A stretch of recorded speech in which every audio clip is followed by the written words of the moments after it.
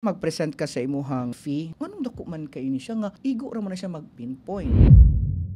Unsa pa yang hanaw? Naagi mga people who would discriminate and devalue yung murag igo ra man na siya tig-pick up og mga supply. True. Di ba?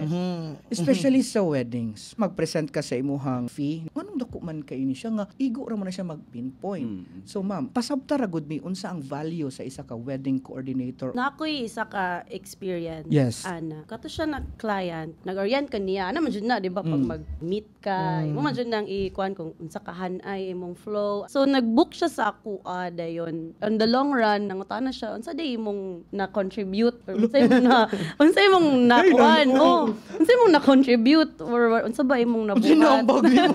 So ako siyang gitubag nga basically kanang akong gi-present sa imo, unsa na flow, unsa experiences. Dili na siya maingon nimo kung wala kay kaagi. Blanco biya siya. Yes. Si client is blank. So ikaw ang mo feed sa iya. So mo na ang iyang gibayran. Klaro Jud kay siya. Kay kung ako nga wala pa experience, then nagstorya mi, unsa pa yang hanaw? So mo na kung gitubag niya.